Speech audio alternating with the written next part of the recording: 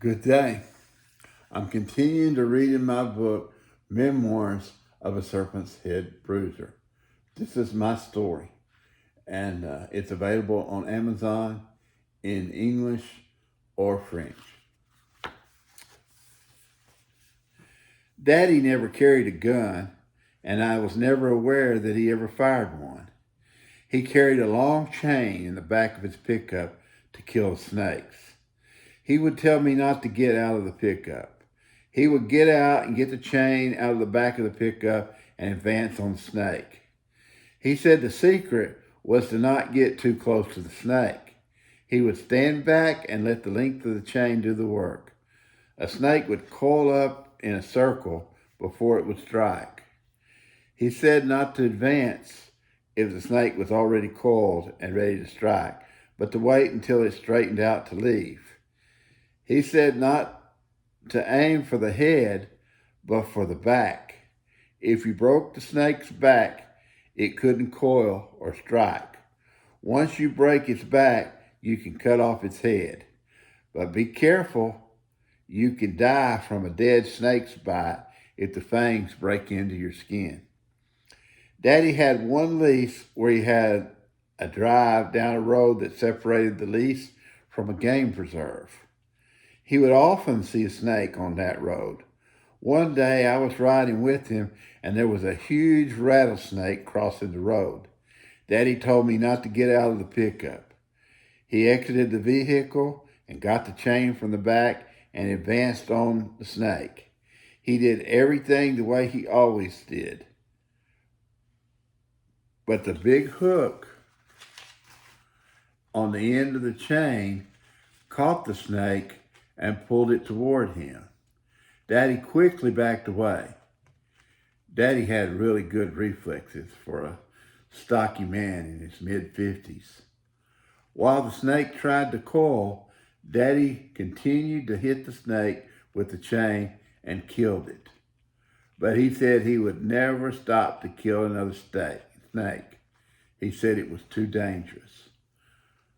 When Daddy would kill a rattlesnake, he would cut off the rattlers, and he kept them in a jar at the house. My brother kept the jar for years. Many of the rattlers dissolved over the years and became dust, but they still counted around 500 just a few years ago. Daddy must have killed more than 1,000 rattlesnakes. In Genesis 15, 1 through 6, Abraham believed in the Lord, and it was counted unto him for righteousness. Abram wanted something, and he wasn't afraid to ask for it. He was counting his words because he wanted to use just the right words to talk to God. He was trying to pull out the word of God. He had a purpose when he prayed.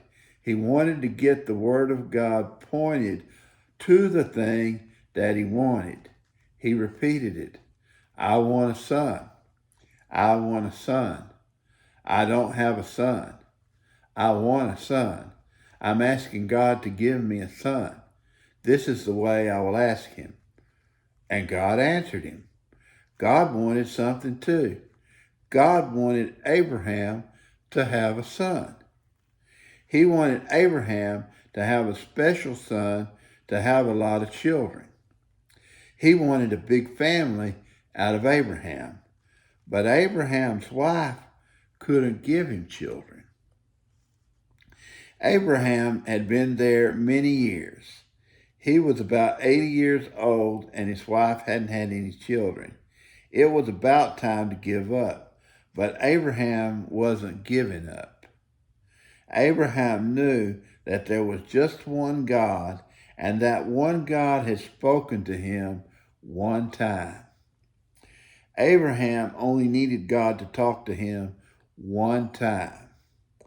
That is all it took for him. God told him to leave his house and his father and go to a place where God said he would tell him later. When God told Abraham he would tell him later where he would go, Abraham knew that God would talk to him again. Since God was going to talk to him later, Abraham knew that he would not die before God talked to him again. Abraham knew that the one true God had to talk to him again to tell him where to go. Abraham was walking along, waiting for God to talk to him again. In Genesis 15, God talked to Abraham the second time. It was 40 years after God talked to him the first time. Sure enough, here God is talking to Abraham again. It says, Abraham believed the Lord. This verse shows the faith of Father Abraham. This is the basis for everything we believe in the church. Without the faith of Father Abraham, we would not have had the cross. Jesus Christ would not have come to die for us. We would never be saved.